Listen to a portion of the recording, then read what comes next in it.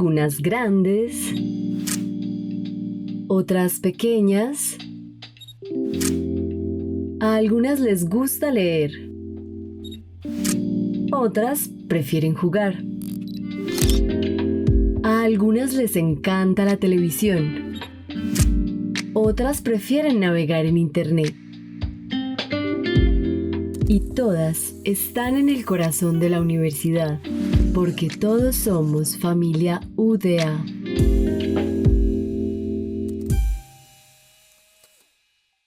Hoy tenemos el taller que se titula Equilibrio Digital. Cuida tu mente, cuida tu cuerpo. Hoy tenemos el placer de contar con la presencia de Manuela Sánchez Carvajal. Ella es psicóloga clínica con enfoque cognitivo y conductual. Es magíster en neuropsicología y educación de la Universidad Internacional de La Rioja y actualmente está cursando una especialización en gestión psicosocial y salud mental. Entonces, bueno, yo creo que sin más preámbulo, Manuela, te damos la bienvenida y también es súper a la expectativa de lo que nos traes el día de hoy. Buenas tardes para todos, es un honor estar acá, compartir este espacio. Como bien ya lo dijo Juli, soy psicóloga clínica. Vamos a ahondar entonces en este tema que nos convoca hoy, cuida tu mente, cuida tu cuerpo, equilibrio digital. Más que un título, es una invitación a la introspección, al diálogo sobre cómo la herramienta más poderosa de nuestro siglo sigue redefiniendo nuestra experiencia de seres humanos, desde nuestras redes neuronales hasta esas dinámicas más íntimas de nuestras familias. Mi objetivo esta tarde no es solo compartir conocimiento, es provocar una reflexión profunda y crítica sobre nuestra propia relación con lo digital y ofrecerles herramientas fundamentadas en evidencia para una convivencia más consciente y saludable. Bueno, a iniciar con estos desafíos. Vivimos inmersos en lo que se ha denominado la era de la hiperconectividad. Las tecnologías de la información y la comunicación, más conocidas como las TICs, han trascendido su rol de maneras más que herramientas para convertirse en una extensión omnipresente de nuestra cognición y de nuestra experiencia como tal. Pensemos por un momento, ¿quién de ustedes no tiene un celular? ¿Quién no ha usado una red social o una plataforma de comunicación hoy? Su omnipresencia es innegable. Esta era digital nos ofrece oportunidades que hace tan solo unas décadas eran inimaginables. El acceso instantáneo a volúmenes inmensos de información, democratización del conocimiento, la educación a distancia, la telemedicina, una conectividad global que acorta distancias, que nos permite romper esas barreras geográficas, son sin duda unos beneficios pues, innegables y de un valor incalculable. Sin embargo, como toda fuerza transformadora de esta magnitud, esta revolución digital presenta también su otra cara, y son una serie de retos y de riesgos latentes para nuestro bienestar integrar. Nos enfrentamos entonces a un paradigma de hiperconectividad que exige una evaluación crítica de sus efectos bidireccionales sobre el bienestar individual y colectivo. No podemos obviar que así como nos conecta, también puede desorientarnos, generar ansiedad o incluso fragmentar nuestra atención y nuestras relaciones. Este análisis se propone explorar precisamente la compleja interacción entre el sujeto, el entorno digital y sus repercusiones en la salud mental. Y aparte, pues la psicosocial y la neurológica. Y nuestro objetivo final entonces es articular un marco comprensivo que nos guíe hacia un verdadero equilibrio digital. Para empezar, me gustaría que reflexionemos por un momento cuál es la primera palabra o emoción que se les viene a la mente cuando piensan en su relación diaria con la tecnología. ¿Qué les genera principalmente? Los podemos leer, pueden encender el micrófono. Inmediatez, facilidad, estrés, cotidiano, dependencia, comunicación, autocontrol, sobreestímulo, sobreestimulación, se repite. Bien, es interesante cómo emergen distintas percepciones que van desde esa productividad hasta esa fatiga, ese estrés. Precisamente en esa complejidad de emociones y experiencias es donde radica la necesidad de entender a fondo precisamente este fenómeno, ¿cierto? No solamente desde eso social, sino también, por ejemplo, desde lo laboral o familiar. Vamos entonces a hablar desde la dimensión psicosocial. inicialmente. Nos vamos a adentrar en las configuraciones de la conectividad humana. La tecnología no solo media nuestras interacciones, sino que la está reconfigurando por completo y con ello nuestra propia identidad. Pensemos en la construcción del self, ¿cierto? Ese yo en plataformas digitales y la discrepancia entre el yo real y el yo ideal, ¿cierto? Constantemente estamos construyendo una versión de nosotros mismos para ese mundo online. ¿Qué implicaciones tiene esto? Directamente puede impactar nuestras implicaciones para la autoestima, la autoeficacia, entre otros autoesquemas que nos componen. Si constantemente nos comparamos con versiones editadas o desde los filtros de otros, o si nuestra validación depende es precisamente de likes o de comentarios, nuestra percepción puede distorsionarse, ¿cierto? Llevándonos a un ciclo de búsqueda incesante de la aprobación externa y de una fragilidad del autoconcepto, por ejemplo. Las dinámicas de interacción social mediada también son distintas de las interacciones cara a cara. Es crucial realizar un análisis de la calidad de relaciones sociales en el contexto digital versus el presencial. A menudo la cantidad de conexiones no se traduce en la calidad de apoyo social genuino. Eso nos lleva entonces a fenómenos como el FOMO y la comparación social ascendente. El FOMO no es solo la ansiedad de perderse un evento, sino que es la preocupación constante de que otros están teniendo experiencias más gratificantes y significativas, alimentada por las redes sociales que nos muestran una versión curada de la vida de los demás. La comparación social ascendente, es decir, compararnos con aquellos que percibimos mejores o con vidas más emocionantes en las redes, alimenta las inseguridades, ese sentimiento de insuficiencia. Esto es particularmente dañino porque lo que vemos a menudo es una fachada, un escaparate, una carátula cuidadosamente diseñada. Todos hacemos parte de él. Lamentablemente, en este entorno digital, la vulnerabilidad es una realidad palpable. La emergencia de nuestra forma son nuevas formas de agresión, como el ciberacoso, por ejemplo, que tiene efectos psicopatológicos graves. No es un juego de niños. El ciberacoso puede llevar a cuadros de ansiedad, depresión o incluso trastornos de estrés postraumático, más conocido como TEP, afectando profundamente la salud mental de las víctimas al activar esos circuitos cerebrales relacionados con el dolor social y la amenaza, dejando entonces unas cicatrices bastante significativas y profundas. La facilidad entonces de este anonimato y la rapidez de la difusión magnifican muchísimo más el impacto. Hemos hablado entonces de cómo la identidad y las interacciones se redefinen. Pensando en sus propias experiencias en redes sociales o plataformas digitales, sienten que la presión por mostrar el yo ideal afecta su bienestar o la autenticidad en sus relaciones. ¿Cómo perciben eso en su entorno? Nuevamente los podemos leer o los podemos escuchar, quien se anime a aprender el micrófono. Bueno, Ana Cecilia nos dice, sí, claro, lo percibo en mí y en otros. En el mío no, pero en los demás sí, en mi bienestar. Muchas gracias por participar. Es un punto crucial. Esa autenticidad en el mundo digital es un desafío constante que nos exige una reflexión profunda sobre quiénes somos y precisamente el cómo nos relacionamos. Vamos a pasar a un tema importante, es la estructura familiar, sí.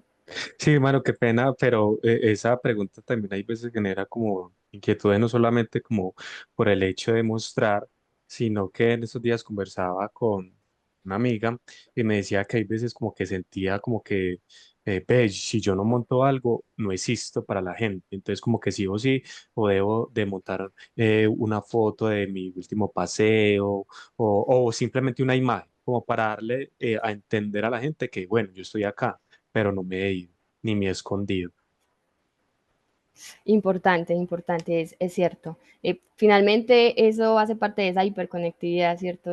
Yo a veces ni siquiera disfrutar del paseo o de lo que esté viviendo porque necesito es tener una buena fotografía, por ejemplo, un buen video para montar. Entonces, como que se me pasa el tiempo es precisamente enfocada en cómo quiero que el otro vea esto que yo viví hoy, esto que yo me comí hoy, esto que yo vine a disfrutar hoy, ¿cierto?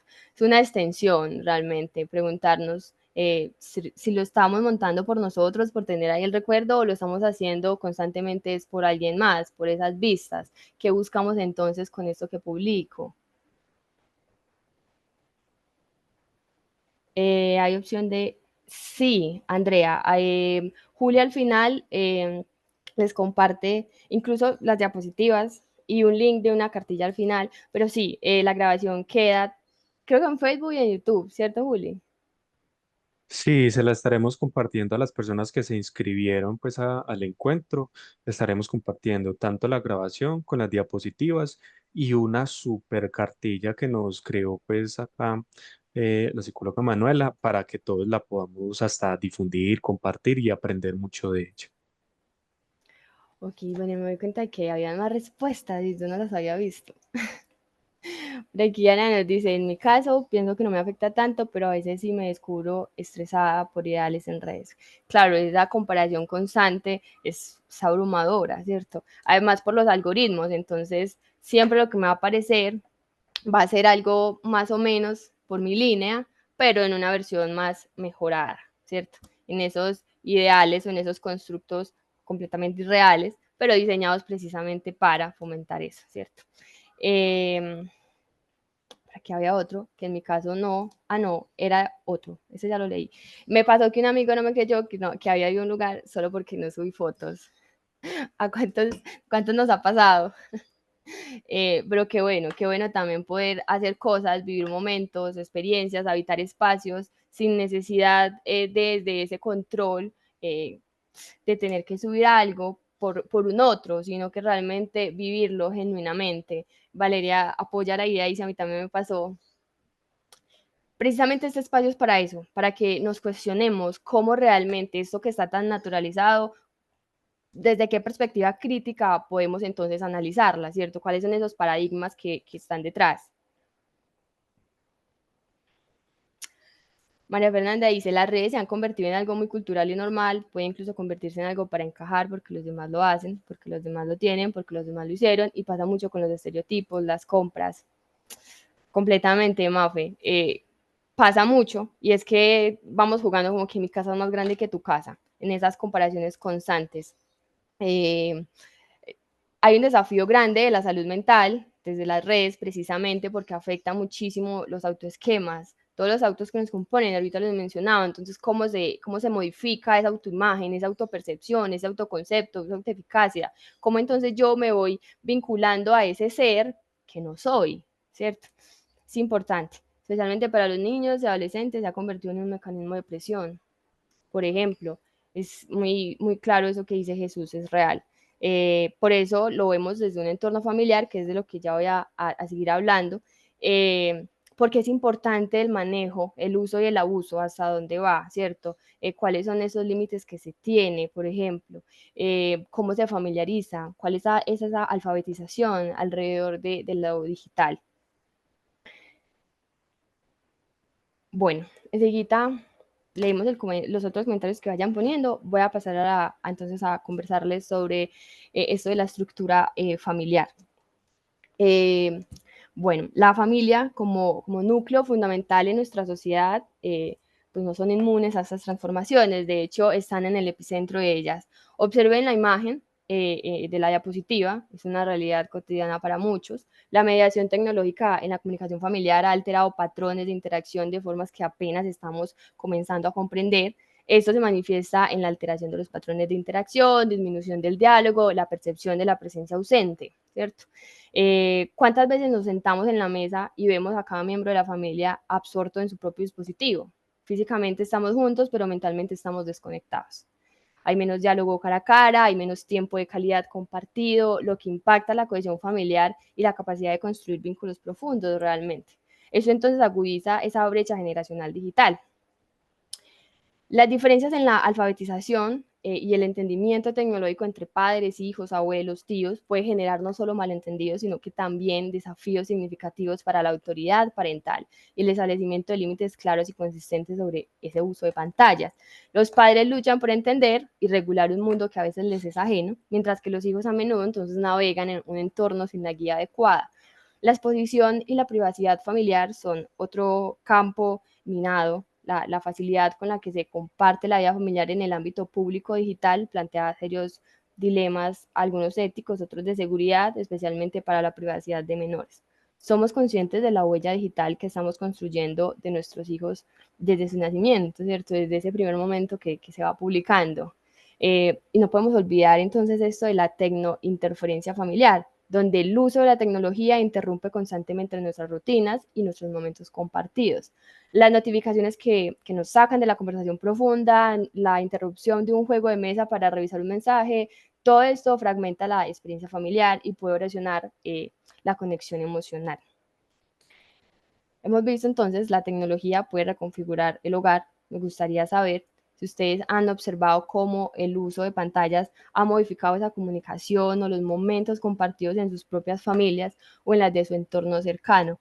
Sí, ¿cuáles han sido algunos de esos cambios notables o quizás cuáles han sido esos desafíos más evidentes? Aquí les voy a dejar la pregunta. Si hay alguien que se anima a responder por audio, lo puede hacer. Juan Diego dice, mi familia son los mayores los que más pendientes están del teléfono y publicar que los jóvenes. Como que se normalizó comer con el celular al lado. Prácticamente no hablo con mi hermano porque siempre que se sienta en el comedor tiene que estar en el celular. Ese es un universo que te atrapa y que todos caemos. Lo importante es reflexionar al respecto y hacer algo al respecto. Precisamente ese es el objetivo de este encuentro el día de hoy.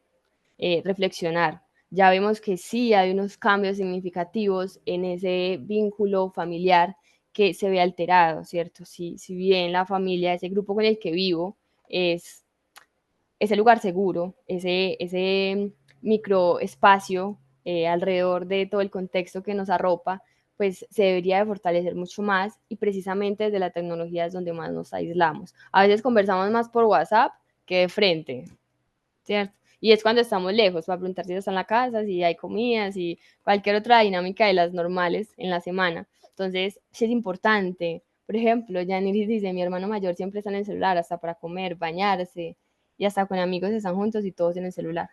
Por eso no salgo casi con ellos. Importante reflexionar sobre ese uso excesivo, ¿cierto? Pasar del uso al abuso. Bueno, vamos a continuar hablando entonces, ¿qué es lo que sucede a nivel neurológico? ¿Qué pasa con el cerebro? Pensémonos ahora desde esto fascinante y a veces preocupante, que es la relación entre el cerebro y el uso digital. Desde una perspectiva neuropsicológica, esta interacción es un campo de investigación vibrante y esencial. Nuestro cerebro es un órgano increíblemente adaptable gracias a la plasticidad neuronal precisamente, o conocida como la neuroplasticidad, y las redes cerebrales. Está su capacidad de reorganizar sus conexiones neuronales en respuesta a la experiencia y a la experiencia digital. Es decir, esto nos va constantemente moldeando. El uso persistente y a menudo impulsivo de tecnologías, especialmente aquellas diseñadas con patrones de refuerzo intermitente, es decir, las notificaciones variables, las recompensas impredecibles en redes sociales, en videojuegos. Esto ejerce una presión adaptativa sobre nuestros sistemas de recompensa y de neurotransmisión, específicamente en circuitos mesocortolímbicos. Allí entonces hablamos de la vía de la dopamina. La dopamina no es solo una molécula de placer, es el neurotransmisor de la motivación y de la anticipación de recompensa. La sobreestimulación de esta vía por las TICs puede llevar a una desregulación de los receptores dopaminérgicos, que sería el D2, un fenómeno observado en adicciones conductuales. Eso nos impulsa a una búsqueda incesante de estímulos para intentar alcanzar el mismo nivel de gratificación, creando entonces un bucle de dependencia. Este bombardeo constante de estímulos también impacta directamente en nuestra atención sostenida y la atención parcial continua. El flujo incesante de información, las notificaciones, la naturaleza de la multitarea del entorno digital sobrecargan la corteza prefrontal dorsal, una región crítica para la atención sostenida, la planificación y, por supuesto, la memoria de trabajo. Y eso entonces erosiona la capacidad para mantener el enfoque profundo, lo que algunos llaman el deep work o el estado de flujo. El costo cognitivo de cambio de tareas se dispara, generando entonces mayor fatiga mental, una sensación de neblina cerebral. De hecho, algunas investigaciones sugieren una reducción en la densidad de materia gris en regiones frontales en usuarios con ese uso problemático excesivo del abuso de Internet. Pero no solo la atención, las funciones ejecutivas en general se ven comprometidas. La inhibición de respuesta, esa dificultad para recibir el impulso de revisar el teléfono, la flexibilidad cognitiva, es decir, la rigidez mental al cambiar entre tareas o entre ideas, la toma de decisiones impulsivas, ¿cierto? Estas funciones son absolutamente críticas para nuestro desempeño tanto personal como académico, como profesional, familiar y social. Aquí quiero introducir un fenómeno que todos hemos experimentado, que es el scrolling constante, ese acto casi automático de deslizar el dedo por la pantalla, incluso cuando estamos en una salida de amigos o sin un propósito claro. ¿Por qué sucede eso a nivel psicológico y neuropsicológico? Esto se debe a varios factores. Primero, es una respuesta condicionada altamente reforzada. Cada scroll es una toma potencial que podría relevar una novedad o una recompensa, un like, un mensaje, una noticia interesante. Es el refuerzo entonces intermitente en su máxima expresión. Nuestro cerebro se ha cableado para asociar el acto de deslizar con la posibilidad de una recompensa dopaminérgica. Segundo, entonces, es una estrategia de evitación o escape. Ante el aburrimiento, la incomodidad social o la ansiedad, el cerebro busca una gratificación instantánea y predecible. Sacar el celular, scrollear, se convierte entonces en un mecanismo de afrontamiento rápido, una forma de desactivar la incomodidad momentánea, incluso si es contraproducente a largo plazo, para la interacción social. Nuestro sistema límbico busca ese alivio rápido, sin pasar por la evaluación de la corteza prefrontal. Por eso, incluso cuando estamos en una salida de amigos, sentimos esa necesidad casi compulsiva de desbloquear el celular y pasar información en redes sociales, sin ningún fin específico, simplemente por el acto de la búsqueda de la anticipación de recompensa. Es un bucle neuroquímico que nos atrapa. Y por supuesto, el sueño y los ritmos circadianos. La luz azul, específicamente en el rango de 400, 500 nanómetros, emitida por las pantallas, es detectada por unos fotorreceptores no visuales en nuestra retina. Estos envían una señal directa al núcleo supraquismiático, que sería, bueno, nuestro reloj biológico, maestro en el hipotálamo, que a su vez entonces inhibe la liberación de melatonina por la glándula pineal. ¿Qué significa esto? Cuando nosotros estamos a punto de dormir, estamos expuestos a esa luz, al celular, ¿cierto? Lo último que hacemos y lo primero que hacemos es estar con el celular en la mano. ¿Qué pasa entonces, cierto? Es importante considerar que estas alteraciones de sueño sostenidas en el tiempo, es decir, todos los días, todas las semanas, eso no tiene, no difiere en ninguno de los espacios, puede estar en su casa, en la casa del primo, en un paseo, no importa, donde sea. Es importante considerar cómo esta alteración puede influir entonces en la plasticidad sináptica y en la capacidad de aprendizaje. Un cerebro privado de sueño tiene entonces dificultades para formar nuevas conexiones neuronales y para consolidar los conocimientos adquiridos durante el día. Esto no solo afecta el rendimiento cognitivo, sino que también incrementa la vulnerabilidad del estrés, estamos más irritables, y el trastorno del estado de ánimo, creando entonces un círculo cíclico de uso digital y deterioro del bienestar. Bueno, vamos entonces a hablar un poquito sobre la morbilidad. Cuando hablamos de salud mental, la correlación entre el uso digital excesivo y diversos trastornos es cada vez más sólida y preocupante. Como indica el título de la diapositiva, nos movemos aquí como en un espectro, la evidencia empírica vincula la correlación entre el uso digital excesivo y los trastornos mentales, con un aumento de los síntomas en patologías como la depresión, la ansiedad, el TOC, que es el trastorno obsesivo compulsivo, y el aislamiento social. No se trata de una relación causal simple, sino de una compleja interacción de factores, donde la tecnología puede ser un catalizador o un amplificador de vulnerabilidades preexistentes. Conceptos como la nomofobia o la adicción a Internet, que sería la IAT, son hoy reconocidos y se estudian con criterios diagnósticos que describen la pérdida de control sobre el uso y un deterioro funcional significativo en la vida de las personas. Son adicciones conductuales, ¿cierto? Desde la acción, que activan los mismos circuitos de recompensa cerebral que otras adicciones, llevando entonces a un patrón de uso compulsivo a pesar de las consecuencias no tan funcionales. La dismorfia, la imagen corporal también son influenciadas, lo mencionábamos ahorita, por esos estándares de belleza digitalmente modificados y la cultura de perfección online, ¿cierto? La constante exposición a imágenes perfeccionadas, filtradas, bonitas, pueden entonces distorsionar todos los autoesquemas y la percepción de nuestro propio cuerpo, exacerbando entonces inseguridades, pudiendo correlacionarse con trastornos de la conducta alimentaria y una búsqueda incesante de la validación externa, generando un ciclo constante de insatisfacción. No se trata solo de la autoimagen, sino de cómo la percepción de nuestro cuerpo se distorsiona en comparaciones con esos ideales irrealizables, lo que puede llevar a una insatisfacción corporal crónica y el desarrollo de unos rituales de comprobación obsesivos sobre esa apariencia en línea. El ciberacoso, como mencionaba ahorita, también es un área invisible como consecuencia devastadora. La naturaleza anónima y la persistencia de los ataques en línea pueden generar esos traumas psicológicos agudos o crónicos, y que su particularidad radica precisamente en la incesante disponibilidad del agresor y la dificultad de escape para la víctima, a diferencia del acoso tradicional. Finalmente, quería hablar del tecnoestrés y el burnout digital, son cada vez más comunes, no solamente el burnout de trabajo, la presión constante por estar conectados, por responder rápidamente, por no perderse nada, el always on, junto con la sobrecarga de información, genera una fatiga mental y un agotamiento emocional que afecta esa regulación desde nuestro eje hipotalámico, es decir, nuestra respuesta fisiológica ante el estrés. Esto nos deja en un estado de alerta constante, agotando todos esos recursos cognitivos y emocionales, y que entonces nos lleva efectivamente a un agotamiento total, impactando la productividad y el bienestar general.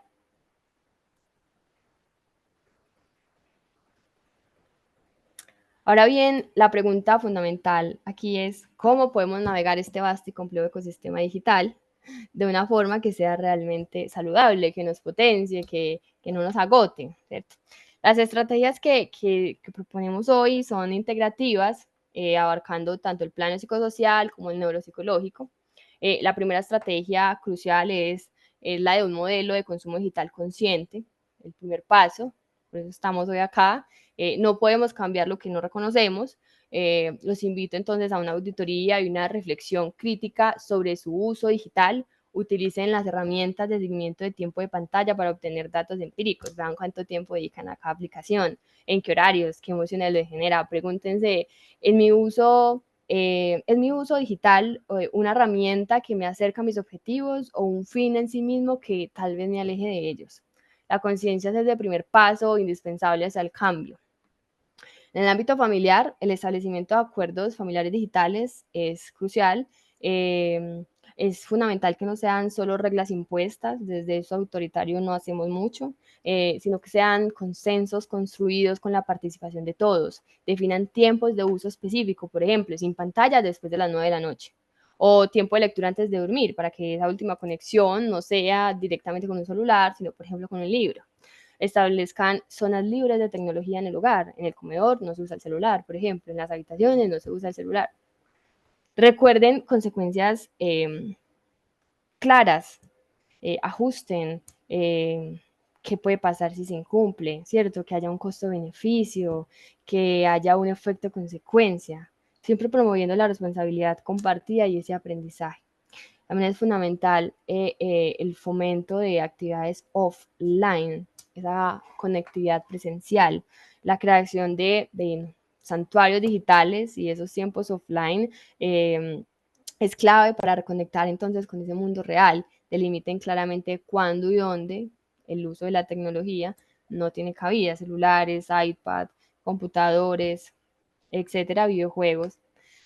Piensen en momentos de desconexión obligatoria, las comidas familiares, las reuniones sociales, al menos una hora antes de dormir, deben ser libres de pantalla para fomentar esa conexión humana genuina. Lo más importante, fomenten actividades no digitales planificadas, lectura en formato físico, deportes, paseo al aire libre, juegos de mesa, arte, música, hobbies, que llenen ese espacio de algo significativo y gratificante. No es solo no usar el celular, sino llenar ese espacio de una experiencia realmente enriquecedora. La comunicación asertiva, el diálogo abierto son esenciales. abrir espacios regulares para dialogar sobre el uso de la tecnología, sus beneficios, sus riesgos, las experiencias individuales, enseñar a los miembros de la familia a expresar sus necesidades y sus preocupaciones sobre el uso digital de manera respetuosa. Esto incluye abordar temas de ciberacoso, de la privacidad, de la seguridad, todo eso en línea, ¿cierto? De forma proactiva y preventiva. Finalmente, el modelado parental positivo. El adulto es un pilar irreemplazable. Los padres, los cuidadores y docentes deben ser ejemplos de un uso digital equilibrado. Si establecemos reglas para nuestros hijos o alumnos, nosotros también debemos adherirnos a ellas, demostrar cómo la tecnología puede ser una herramienta útil sin que se convierta en una adicción o una fuente de distracción constante. Y por supuesto, la educación mediática. La ciudadanía digital son herramientas de empoderamiento, es enseñar a discernir fuentes de información confiables, a identificar los fake news, a identificar contenidos, a cuestionarlos, a desarrollar empatía y respeto por las interacciones en líneas. Súper importante. Vamos a hablar aquí entonces un poquito sobre la neuropsicología desde esas intervenciones, ¿cierto? ¿Qué más podemos hacer desde la salud mental? Profundicemos en estas estrategias desde una óptica neuropsicológica, enfocándonos en cómo podemos entonces intervenir para optimizar la función de nuestro cerebro y promover un bienestar duradero en la era de la tecnología. Primero, la desintoxicación digital, la regulación a la baja señalización dopaminérgica. La exposición continua a estos estímulos de recompensa digital mantienen nuestra corteza prefrontal y el sistema de recompensa en un estado constante de activación, hiperactivación, ¿cierto? Entonces este digital detox, que sería la desintoxicación digital, permite una regulación a la baja señalización dopaminérgica, restaurando entonces la sensibilidad de los receptores dopaminérgicos y que esto pues es crucial para mitigar entonces los patrones adictivos. Neurocognitivamente facilita la recuperación de la atención sostenida, y permite la consolidación de la memoria al liberar recursos cognitivos del procesamiento constante de información. Por ello, designar horas ceros digitales es importante, que la primera hora al despertar pues no sea lo que vea ese celular, que la última hora no lo último que vea no sea el celular. Prueben incluso un fin de semana desconectados de todo lo tecnológico, a ver cómo nos va, qué tanto podemos gestionar esa emoción de la ansiedad, por ejemplo. También el neuromindfulness, la conciencia plena, la práctica del mindfulness fortalece la conectividad funcional entre la corteza prefrontal y la amígdala, mejorando la regulación emocional y la inhibición a esa respuesta impulsiva, a esa respuesta inmediata, casi automática. Nos permite entonces observar nuestro uso de la tecnología sin juicio, identificar los disparadores emocionales como el aburrimiento, la ansiedad, el estrés, que nos llevan a achicar el celular. Antes de abrir una aplicación, detente y respira y pregúntate por qué la voy a abrir. ¿Por necesidad, es por hábito o por evasión? Y decide conscientemente si la abres y con qué propósito. Esta pausa consciente entonces nos va a fortalecer esa capacidad metacognitiva y nos va a dar un control que a veces parece que tenemos el control, pero lo otorgamos a un externo. Y tercero, la optimización, nuevamente, de la higiene del sueño a través de esa gestión digital. Aquí nos enfocamos en las estrategias específicas para contrarrestar la disrupción de los ritmos circadianos. Esto implica no solo evitar la luz azul antes de dormir, sino entonces establecer rutinas de sueño conscientes que refuercen esos ciclos naturales del cerebro. La privación de sueño afecta a la memoria, la concentración, el procesamiento emocional, la resiliencia cognitiva. Es una estrategia neuroprotectora fundamental. Además de lo ya mencionado sobre la melatonina y la arquitectura del sueño, la falta crónica de sueño impacta negativamente en la eliminación de metabolitos tóxicos del cerebro, que se hace a través del linfático, lo que a largo plazo puede contribuir al desarrollo de enfermedades neurodegenerativas. También compromete entonces la neuroplasticidad sináptica, crucial para el aprendizaje y la consolidación de nuevas memorias.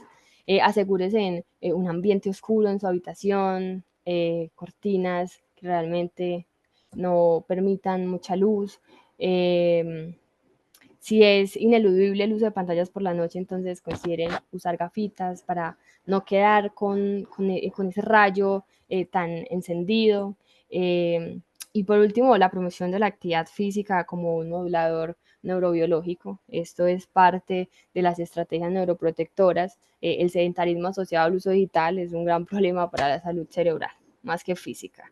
El ejercicio aeróbico y de resistencia aumenta el flujo sanguíneo cerebral, promueve esa plasticidad y neurogénesis, específicamente la neurogénesis hipocampal, que es la formación de nuevas neuronas en el hipocampo, crucial para la memoria y el aprendizaje. Y eleva entonces esos niveles del factor neurotrófico derivado del cerebro, que es el BDNF, una proteína esencial para la supervivencia, el crecimiento y la diferenciación neuronal. Además, modula positivamente neurotransmisores clave como la serotonina, norepinefrina y dopamina, contribuyendo a la regulación del estado de ánimo y a la reducción de la ansiedad y del tecnoestrés. Programar al menos 30, 40, 50 minutos de actividad física diaria y hagan unas micropausas cada hora si están sentados frente a una pantalla todo el día, los que trabajan, por ejemplo, de manera virtual. La neuroquímica de la conexión se activa al cultivar esas conexiones sociales auténticas significativas, es decir, la interacción cara a cara, con su riqueza de señales no verbales, contacto visual, tono de voz, lenguaje corporal, activan la liberación de oxitocina y vasopresina en el cerebro, hormonas clave para el apego, la empatía, la confianza y la reducción del estrés. Esta activación de los circuitos de recompensa social es cualitativamente diferente a las que experimentamos en las interacciones digitales artificiales, ¿cierto? Que a menudo se centran más en la validación dopaminérgica. Prioricen entonces esos encuentros presenciales, organicen citas libres de celular, practiquen la escucha activa, prestando toda la atención que tienen delante. Finalmente, es crucial conocer los criterios neuropsicológicos para la derivación de una intervención profesional, ¿cierto? Algunos casitos por ahí escribieron en el chat, ¿cierto? Ya como desde ese abuso, definitivamente no me da ansiedad no poder estar en el celular, importante consultar a un profesional de la salud mental. Llegamos al final de nuestro recorrido. Es fundamental comprender que las tecnologías son un constructo ambivalente, más allá de la dicotomía, no es inherente buena ni mala, es una herramienta cuyo impacto es contextualmente mediado por su diseño, a menudo de sesgos persuasivos para mantener nuestra atención, por nuestra intencionalidad de uso y por nuestras características individuales. Debemos considerar la tecnología como un fenómeno sociotécnico complejo, cuya influencia se extiende desde el nivel neurobiológico individual hasta esas estructuras micro y macrosociales. Superar las visiones reduccionistas, ya sean de tecnofobia o de utopismo digital, para adoptar unas perspectivas sistémicas y críticas que reconozcan tanto el inmenso potencial transformador como los riesgos inherentes, latentes y constantes. Reafirmar entonces que la tecnología no son intrínsecamente buenas, malas, positivas, negativas, sino que son esa herramienta con un potencial bidireccional. Su impacto es contingentemente mediado por el diseño, el contexto de uso y la intencionalidad del usuario, ¿cierto? Por ello, entonces, los imperativos para una alfabetización digital integral y una ciudadanía digital responsable, esos pilares, eso es fundamental, ¿cierto? La alfabetización digital va más allá de saber usar un programa o una red social. Esto implica es una capacidad de navegar, de evaluar, de crear, de comunicar información de manera crítica en el entorno digital. Esto incluye aprender entonces a discernir fuentes de información confiables, ¿cierto? Esos fake news, esos sesgos algorítmicos, a comprender entonces los algoritmos que moldean nuestra experiencia online, por qué vemos lo que vemos, por qué nos aparece, porque yo ahorita conversé con mi mamá de unos zapatos y justamente esos zapatos son los que me están apareciendo en Facebook, en Instagram, ¿cierto? Desarrollar entonces una conciencia de impacto desde nuestra huella digital y de respeto, de empatía, de seguridad en línea y fomentar una participación constructiva desde ese espacio virtual. Debemos abogar por políticas públicas y marcos regulatorios que protejan esa privacidad, que promuevan esa equidad digital y mitiguen tantos riesgos inherentes al diseño de ciertas plataformas. Finalmente, Nuestro objetivo debe ser siempre una sinergia positiva entre la innovación de la tecnología y la promoción del bienestar humano. El futuro deseable no reside en apagar todas las pantallas, absurdo, sino en una integración inteligente, consciente de la tecnología como un verdadero facilitador del desarrollo humano y del bienestar. Pensemos en el potencial de las herramientas digitales, por ejemplo, para el mindfulness, una plataforma de aprendizaje enriquecedor, ¿cierto? Eh, Siempre desde pensar las claves, la clave en dirigir el diseño, el uso de esta tecnología hacia la realización del potencial humano, siempre desde una postura crítica, consciente de esas limitaciones o de esos posibles efectos secundarios, ¿cierto? De esa causa-consecuencia. Esto es un llamado entonces a la acción, no solo individual, sino colectiva, para construir un futuro digital más humano. Hemos recorrido un camino bonito hoy, analizando la compleja relación entre la tecnología y cada faceta de nuestro ser. Hemos visto cómo nos moldea el cerebro, cómo impacta a las familias, cómo redefine la salud mental, personal y social. Ahora abrimos este espacio de diálogo a la reflexión conjunta. Como dice la diapositiva, es un diálogo abierto hacia dónde vamos con la tecnología, considerando que nuestro cerebro está en constante adaptación y que la tecnología sigue evolucionando. Me gustaría plantearles una pregunta que nos movilice a todos, tanto en el aspecto personal como en lo familiar y en lo profesional. Entonces, vamos a responder esta pregunta: ¿cómo desde cada uno de nuestros roles, profesionales, estudiantes, como padres, como individuos, cómo podemos entonces nosotros diseñar activamente una relación digital que promueva la salud mental, el bienestar familiar y el desarrollo pleno de todo nuestro potencial individual o personal? Muchas gracias, Manu, por la pregunta. Mientras yo sé que igual para algunos de nosotros puede ser también un poco compleja, entonces como aprovechando como también un espacito para que las personas vayan pensando qué se les ocurre sobre esta pregunta que tú pues, nos convoca. Entonces antes como mientras ellos van como pensando y nos van respondiendo en el chat o también dada la posibilidad de que pueden activar el micrófono, también lo pueden hacer. Entonces, por acá, como que algo importante que nos preguntaban o que nos decían, Manu, es como que si nos pudieras otra vez como, primero repetir como esos tips relacionados como para controlar un poco el uso excesivo de las pantallas y que también como hablaras un poco más como esas micropausas, que es relativamente por lo que acabo de mencionar.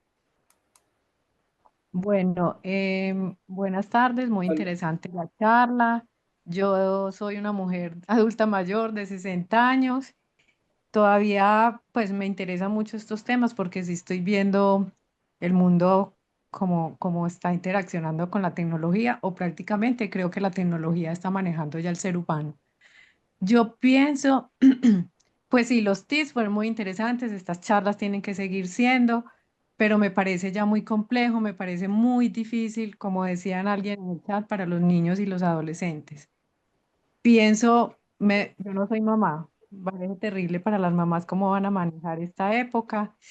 Bien, inteligencia artificial, estoy viendo, pues estoy aterrada de cómo ya nos está manejando todo, todo. Entonces yo sinceramente no sé cómo desde o sea, una respuesta mía, no sabría decir yo cómo solucionar este problema, porque sí, es claro que es una herramienta, pero mucha gente está abusando, pues, o sea, mucha gente no, el mundo está abusando, el mercadeo está para que abusen. Entonces yo no sé cómo se va a tener ese autocontrol. Yo todavía soy de las que saco el libro. Hoy me pasó una experiencia charrísima, me quedé encontrar con un asesor en una parte relativamente pequeña. Desafortunadamente, como yo no soy tan dependiente, aunque uso las herramientas del celular, me parece muy interesante el WhatsApp, las aplicaciones, bueno, pero no llevé el celular y nos quedamos de encontrar, estuvimos en el mismo espacio y como me dijo, hola, ¿dónde estás? No nos pudimos encontrar, una hora en el mismo espacio. pues a mí me parece increíble. Yo sí dije, yo fui de la época en que nos encontrábamos sin celular y esta chica que no, que yo no, pues, o sea, sinceramente, si ella no tuvo como el refuerzo de decir de su seguridad, ¿dónde estoy? Ella no me vio. Pues a mire, yo soy autorregulada, digámoslo, pero soy una víctima de eso. Pues yo ya estoy jubilada, me dio rabia en el momento, me pude devolver, respiré profundo y todo, pero me parece en el fondo charro. Bueno, de todas maneras, muy buenos los tips. Me parece, yo soy del área de la salud, me parece a veces un poquito complejo si hay personas que no son, para entender todo esto de los neurotransmisores. No sé si se podría obviar un poquito para hacerlo como más entendible. Por eso el apoyo de la cartilla que ya les vamos a compartir, porque sabemos que hay conceptos o terminología eh, un poco compleja.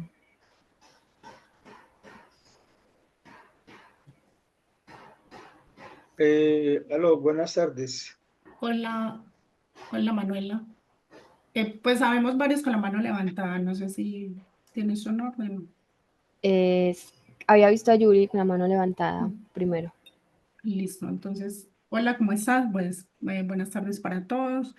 Te tengo una pregunta, mira, lo que pasa es que en ese momento, pues nosotros tenemos varios temas digitales para los que estamos pues desde el ecosistema digital, ¿cierto? Pues hay varias páginas las cuales debemos mirar, pues siempre, programas para admitidos, integrativo, de arroba, los grupos de WhatsApp. Bueno, en ese momento tenemos pues la plataforma, Cursum, Mare, Zoom, es decir, una cantidad de, de plataformas las cuales debemos estar pues pendientes todo el tiempo casi mirándolas desde el punto de vista de, pues de todo lo que genera el tecnoestrés, el bullying, todo eso.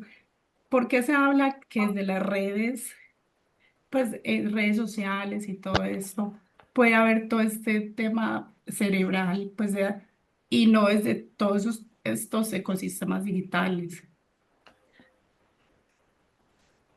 Me queda muy clara Bueno, la no, pregunta. no sé si me hice entender. No me queda muy clara la pregunta. No, bueno, mira, ¿Por o qué se sea, aborda desde...?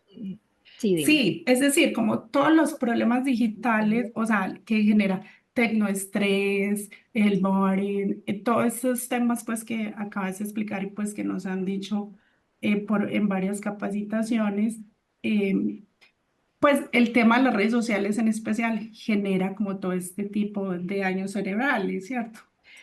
No es casi lo mismo viéndolo desde el punto de vista pues de la educación digital, que no es que son temas diferentes, pero al final del día, pues estamos conectados todo el día. Claro, o sea, ya ahora sí entendí, muchas gracias. Ujú, listo. Se sigue estando en una hiperconectividad. O sea, hablamos de redes sociales porque es el tema, digamos, psicosocial que nos compete a todos, pero también mencionaba al principio sobre esto laboral. Claro, o sea, los que trabajan de manera virtual, por ejemplo, que tienen que estar expuestos desde que se levantan muchas horas del día, hacen parte de esa conectividad o hiperconectividad constante que ya ahorita mencioné todos esos deterioros a nivel cognitivo y neuropsicológico que a los que están expuestos, ¿cierto? No solamente desde ese asunto de hobby o desde eso social que serían las redes sociales, sino también ustedes desde lo laboral, desde el trabajo.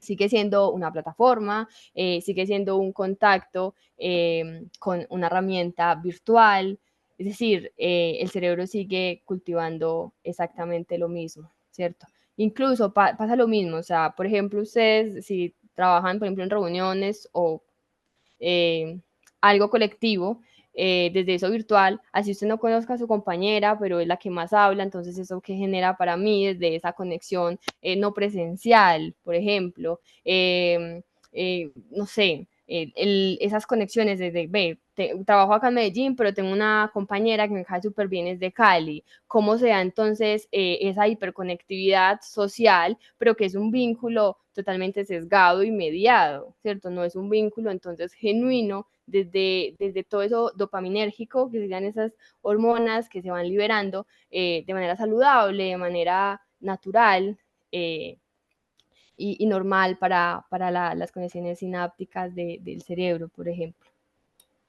¿Por qué no se da? Es una incógnita bastante interesante, crítica, para ahorita esa realidad virtual, porque hay muchos trabajos que están mutando a la virtualidad, entonces cada vez vamos a estar más permeados precisamente por lo digital, incluso a nivel laboral. Desde la CIA, por ejemplo, que también entonces van a reducir personal, por ejemplo, por este uso de la tecnología. Es complejo, pero ojalá también les puedan brindar herramientas que puedan hacer. Ahorita preguntaban lo de las micropausas digitales. Si es tu caso, que trabajas, por ejemplo, todo el día, el caso de que no, el que lo preguntó no, pero en este momento, teniendo en cuenta pues la pregunta de ella, en esas pausas digitales, micro porque deben de ser minutos poquitos, porque hablamos de unas jornadas, ¿cierto?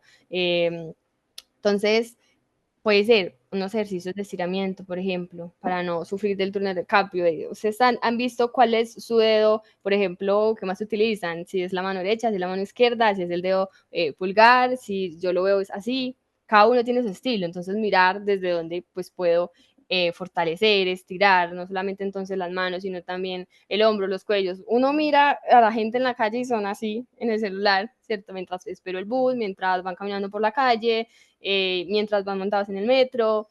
Es la realidad, ¿cierto? Entonces poder hacer esas micropausas de me pongo derechito, me estiro, hago movimientos, esas pausas activas, o la regla de los 20-20-20, es decir, 20 minutos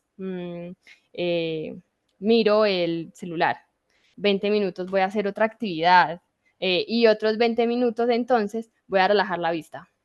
¿Cómo? No sé, de alguna manera, mirando un punto fijo, haciéndome masaje, no sé, de alguna manera que puedas relajar la vista, entonces que no estés pegado del celular. Ese sería el ejercicio, la regla de los 20-20-20, serían 3-20. El poder salir a caminar un poco es importante, levantarse de esa silla, de esos escritorios, así sea caminar por la casa, por la habitación, ir por un vaso de agua, ir al baño. Hay personas que en esas jornadas, pues, lo último que hacen es pararse al baño, a algo, una necesidad natural del ser humano, entonces es importante. Ejercicios de respiración, hay muchos, respiración diafragmática, por ejemplo, que sean lentas, que sean profundas, que nos ayuden otra vez a regular, es importante. En esas micropausas también entonces cambiar la postura. Si tengo un escritorio ajustable, pues alternar como lo muevo. Si es la silla, entonces la subo un poquito, la bajo un poquito, ¿cierto? Que sean desde diferentes ángulos, desde diferentes posiciones en las que yo esté, si estoy desde el computador, si es en la tablet, si es en el celular, ¿cierto? La desconexión, brevemente, es importante. Ustedes mismos desde su celular, listo, desde el trabajo no lo puedo hacer, pero desde el celular sí soy más autónomo. ¿Cómo entonces me puedo desconectar un poquito del televisor, del computador, del iPad, del celular, del videojuego? ¿Cómo entonces puedo ir haciendo esa desintoxicación? José Luis Padilla tiene la mano levantada. Buenas tardes, ¿cómo está? Buenas tardes, muchas gracias. ¿Y usted? ¿Me escuchan? Sí, muy bien, sí. Quiero anotar que es un poco complejo en nuestra era despegarse un poco de las aplicaciones y demás, porque de hecho están diseñadas para eso, para atraparnos, para Claro. capturar nuestra atención.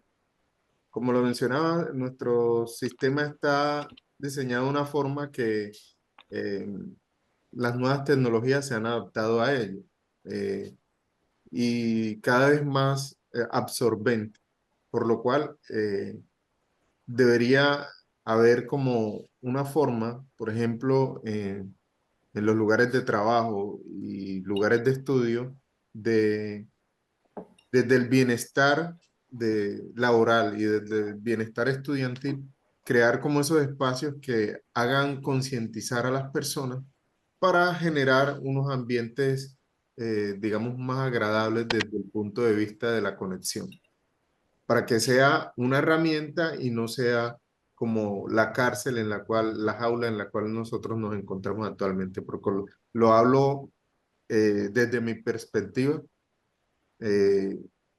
Yo me siento a veces encapsulado porque siempre estamos pendientes al teléfono. Cuando sale una notificación, lo primero que hacemos es tener como esa zozobra de que sea algo importante, y entonces nos acercamos porque sí o sí debemos descartar que sea algo que sea necesario. Entonces vemos la notificación y sale algo que nos agrade y nos quedamos ahí viendo más tiempo del que deberíamos. Por otra parte, es necesario que cada uno de nosotros trabaje en sí mismo para reforzar eh, eh, nuestras barreras hacia lo digital, porque es necesario levantar unas barreras que nos permitan tener ese espacio que nos hace humanos, porque ya nos es difícil, como usted lo mencionaba hace un momento, incluso irnos a acostar sin estar por última vez viendo el teléfono. En el comedor, igual, ya las conexiones familiares se han distanciado porque ya poco hablamos, porque estamos mucho tiempo dedicados al teléfono. Y eso hace que en cierta forma nos deshumanicemos y nos volvamos como una especie de cyborg. Completamente de acuerdo.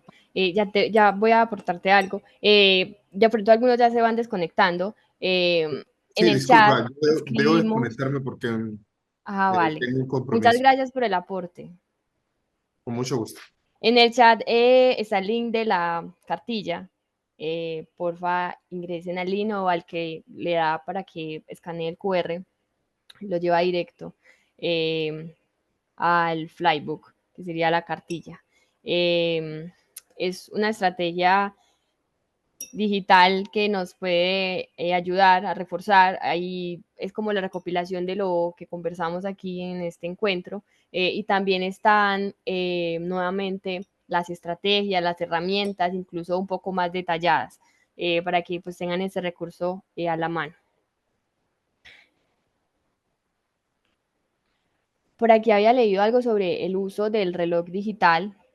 Es una sobrecarga de información constante, es una distracción latente, hay una fatiga por esas notificaciones, hay una dificultad entonces para una desconexión, porque todo el tiempo puedo tener el celular en el bolso, pero me llega la notificación, me muestra cuando me llamen, me muestra cuando es un mensaje, me muestra si alguien publicó algo, ¿cierto? Entonces, es importante saber qué tan vulnerables estamos.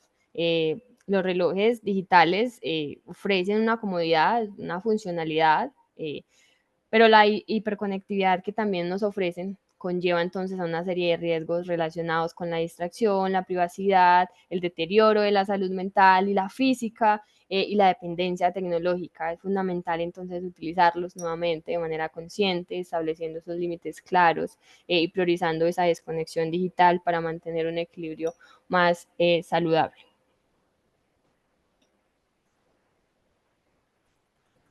Ahorita alguien me escribió sobre los datos. Aquí está mi correo, Manuela Sánchez, psicóloga, @gmail. Por ahí me pueden contactar para información eh, complementaria. Julián entonces les facilita creo que las Eh, vivas. Alain, sí. sí, No, yo manitos adelantadas, sí. buenas tardes, qué pena. Buenas Manuela, tardes. muy gracias por tu charla, muy, muy rica, tiene mucho por reflexionar, demasiado. Yo un comentario pequeño es que, mira, pues, por ejemplo, yo digo que nosotros los adultos nos puede quedar más fácil o uno establecer diseñar una relación pues con lo digital, pues uno por lo regular pues sabe ver qué es lo que necesita, qué quiere complementar, porque la verdad es que pues el internet es una maravilla para aprender y para darle el buen uso pues en todo sentido. El tema, por ejemplo, a mí me impactó estos días ver a unos niños muy pequeñitos con el celular y la mamá a un lado. Un niño, pues, no, pues que me impresionó demasiado la habilidad con lo que como lo tenía cogido. Y yo hasta le dije, ay, este niño, uy, señora, pues yo como que le traté de llamar la atención, pero salí pues que tenía que tener cuidado, pues, porque es que es demasiado pequeño. Inclusive también ese mismo día en la misma biblioteca vi a una niña, por ahí de unos 3 añitos, y el papá a un lado leyendo la prensa, y ella le decía, pa, y ella estaba como interactuando con algo, pues posiblemente sea un juego, algo así. Pero yo miraba así por un momentico, detuve la mirada en la niña y cómo se compenetraba con esa pantalla y cómo no existía más mundo que ese. Y yo me pregunté, uy, pero esta niña, pues qué tan bacano que, pues por lo menos el papá estuviera ahí, pues como por orientación.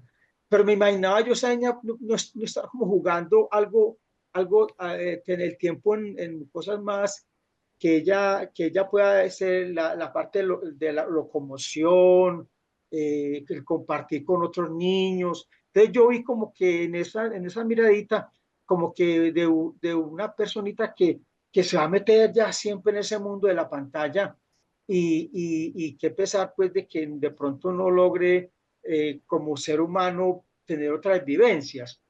O sea, yo lo que haría énfasis es el cuidado con los niños, porque los niños están Claro, pues a lo que los adultos les digamos, ¿cierto? Y a un niño, con este bus. nada más Ya que se por paró ahí en ese lado un bus. desencartarse de él, ocuparlo, porque escucho muchas expresiones, no, es que así se mantiene más quietecito.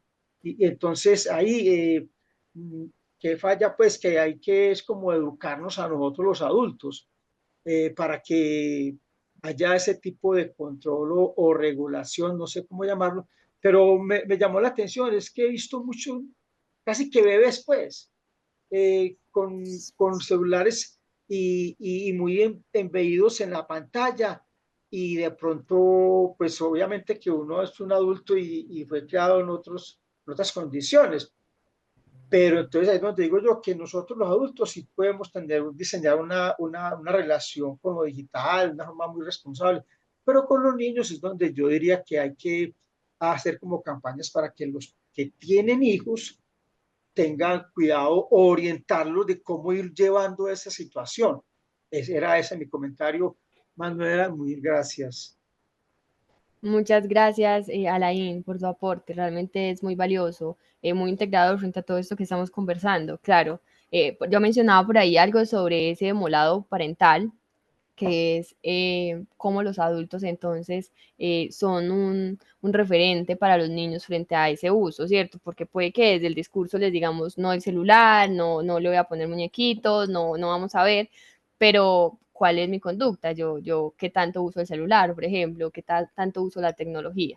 Entonces hay que ser muy consecuentes y muy coherentes con ese uso, ya que tenemos a otras personitas a cargo que estamos precisamente educando para la vida.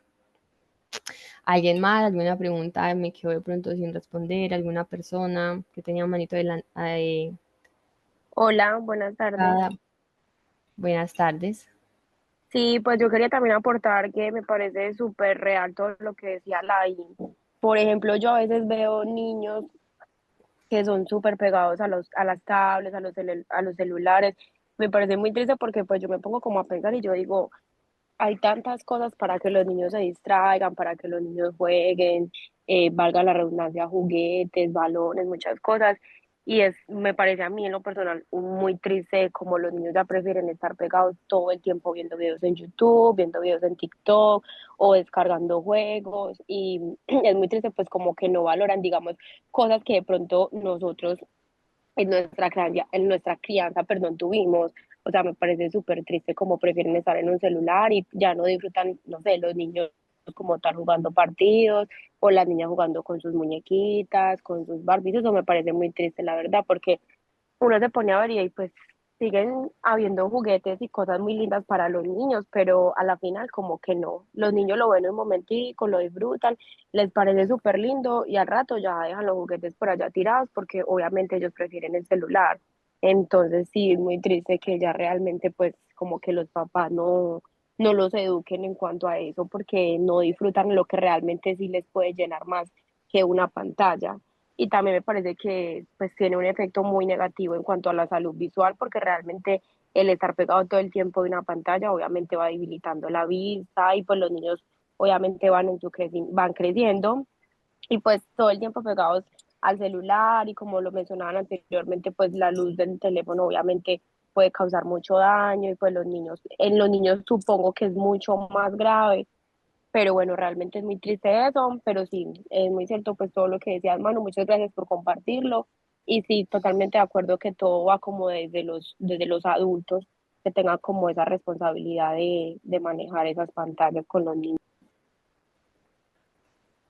Sí, es triste, Vane, porque la infancia es una etapa crítica para la construcción de esas bases cognitivas, emocionales, sociales y físicas, y precisamente la exploración activa del entorno, ¿cierto? Esto juega un papel entonces insustituible para el proceso. Hay un montón de deterioros, por ejemplo, menor estimulación multisensorial, limitación entonces en esa atención sostenida, esa obstaculización entonces de la creatividad, de la resolución de problemas, un gran impacto en esas funciones ejecutivas, esa toma de decisiones, ¿cierto? Esas reflexiones propias, ese trabajo desde la atención, desde la memoria de trabajo, desde la atención sostenida.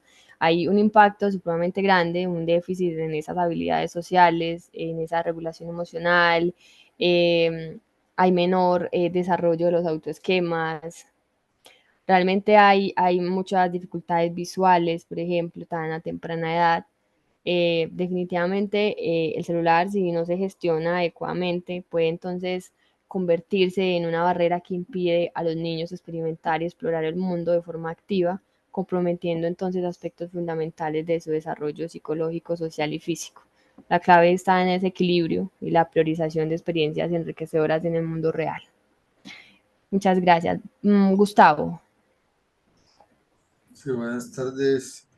buenas tardes. Bueno, sí, yo he estado yo primero antes de la pandemia o estando muy joven, yo leía mucho psicología, me interesaba mucho como la cuestión emocional, la cuestión sentimental, entonces uno recurría a la psicología, a los clásicos pues, de la psicología muy antiguos, y yo creo que ahora la biología está muy avanzada y hasta qué punto se está estudiando eso, todavía está incipiente o ya ha avanzado mucho, que yo cuando aparecen como documentos o videos, información sobre esto, el cerebro, la plasticidad, todo esto, neurotransmisores, hasta qué punto eso todavía falta mucho estudio comparándolo con lo que realmente afecta a todas estas pantallas y la parte de la concentración, las habilidades, el planeamiento crítico también, porque la persona se queda ahí de pronto ensimismada en eso y no hace nada con la mente. ¿Hasta qué punto se puede enfatizar en la parte de la neurona, de la parte neuronal y la afectación que está haciendo todo esto en las pantallas, la internet, si no se va a manejar? ¿Qué tanto falta por estudiar? Poquito, mucho, va muy avanzado el estudio, se ha avanzado mucho últimamente. Eso ha sido como impulsado por lo que está pasando, ¿verdad? Porque es un desarrollo normal del estudio del cerebro que es tan complicado. ¿Usted qué me puede responder sobre eso? Bueno, a ver, la relación entre la psicología y la tecnología ha sido un campo de estudio amplio, dinámico y que continúa en esa constante evolución, si bien la psicología misma es un campo que va evolucionando cada vez. Eh, Esto ha crecido de manera exponencial en las últimas décadas. No es una mera aplicación de la tecnología o de la psicología, sino que es una disciplina interdisciplinaria que ha explorado la interacción bidireccional entre ambas. Esos primeros acercamientos fueron por ahí en el siglo XX, pero luego entonces cómo mutó la tecnología a los 80, a los 90, luego entonces a finales de los 90, como entonces ahorita ya somos una extensión desde el ser humano para esto de la tecnología, ¿cierto? Desde esos asuntos funcionales, cómo nos ha ayudado para muchas cosas que mencioné también inicialmente, pero para otras que definitivamente no tanto, ¿cierto? Viendo desde ese otro ámbito, ya no desde la psicología, sino desde la neuropsicología, que sería una rama, esos daños, esos deterioros que se pueden ocasionar, ¿cierto? La tecnología ha dejado de ser una herramienta externa para convertirse entonces en una parte integral de la experiencia humana. Ha transformado profundamente cómo pensamos, cómo sentimos, cómo nos relacionamos. Por ello, entonces, la psicología no solo ha estudiado la tecnología de forma exhaustiva, sino que también ha desarrollado nuevas ramas, nuevos enfoques para comprender y abordar estos fenómenos psicológicos y neuropsicológicos asociados a esa era digital. Es un campo en constante crecimiento, crucial para entender esos desafíos latentes y oportunidades que la innovación tecnológica presenta para el bienestar humano, que finalmente esa siempre será la búsqueda de la psicología, el bienestar del ser. Sí, gracias Manuel. Así que donde se hacía como comentando en ese sentido, porque como decía alguien aquí, que hay términos que nadie pues, ha estudiado, porque son campos muy específicos de la ciencia, pero si lo que usted hace con una cartilla, que se pueda como bajar a una, sin quitarle pues la parte científica que también no se puede quitar, llevarla a un plano que la persona la pueda entender y la pueda recoger, porque hay gente que de pronto pues, pensaba que esto de la internet cuando empezó y ahora la IA las redes sociales, que eso no, pues como decía usted, de pronto eso es como un juego, ¿sí? Ve que estamos sentados aquí y de pronto primero los juegos, pues los videojuegos primero, todos los videojuegos, todas las plataformas que van saliendo, el internet, ahora con la inteligencia artificial pues, que hay que saber utilizar, no es mala ni buena como pues, se ha ido concluyendo. Entonces es muy importante como que la gente sea alfabetizada también a ese nivel como de la neurología, de la cuestión neural, para que vean que es una cosa pues, del cerebro, pues que no es algo que está por ahí influenciando como una teoría simplemente, sino que afecta al ser humano realmente. Muchas gracias por la información y que usted pueda difundir mucho esto para que se pase a mucha gente que de pronto por falta de tiempo, por ignorancia, porque no quiere o porque no le han dicho, no sabe nada de eso. Muchas gracias. Gracias, muchas gracias a usted. Espero que la cartilla le sea muy útil. Hay algunos términos un poquito complejos, yo lo sé, pero hay otros que no. Y frente a las estrategias, de pronto sí pudo estar un poquito más fragmentado, más desmenuzado. Nadie tuvo dificultad con el link de la cartilla, ¿verdad? Eso les iba a preguntar, mano, para mirar si lograron acceder a la cartilla que tú nos compartes. Ahí pueden activar también pues el chat para que nos confirmen. Por ejemplo, María Cecilia logró ingresar súper bien. Igual pues se las estaremos compartiendo también en PDF, ¿cierto, mano? Para que Sí, las sí, claro. personas, para que las personas puedan tenerla pues ahí a la mano y que también pues volvamos a estas temáticas tan importantes y necesarias. Por eso también yo quería hacer pues la invitación de que estemos muy pendientes como cuando hayamos esa programación desde la estrategia de Somos Familia de @educación virtual, donde compartimos estas series de talleres, conferencias, cursos que son pues de una necesidad importante, no solo en la Universidad de Antioquia, sino, por ejemplo, en esta temática sobre las familias. Por ejemplo, hay cantidades de temas que podríamos abordar, desde la seguridad y la privacidad que contaba Manuela, la de los diferentes controles parentales, la de las burbujas informáticas, los de fake news, noticias falsas, y la inteligencia artificial que también está en boca. Entonces seguiremos investigando, conociendo y generando este tipo de talleres para que ustedes también nos puedan acompañar. Y no, pues yo me uno también a los agradecimientos, Manu, de todas las personas que nos acompañaron hasta esta hora. Esperamos seguir compartiendo estos espacios con todos ustedes, esperamos seguir contribuyendo también a este uso consciente, razonable de la tecnología desde la estrategia de Somos Familia UDA. Entonces, agradecerte mucho por haberte, pues, por aceptar la participación, por aceptar la invitación y también pues muchas gracias a todas las personas que se conectan en el día de hoy. Bueno, Alain la abrió por el QR, qué bueno. Julino, muchísimas gracias y a todos los que estuvieron y a ustedes por la invitación, la verdad. Hay algunas grandes, otras pequeñas. A algunas les gusta leer, otras prefieren jugar. A algunas les encanta la televisión, otras prefieren navegar en internet. Y todas están en el corazón de la universidad, porque todos somos familia UDA.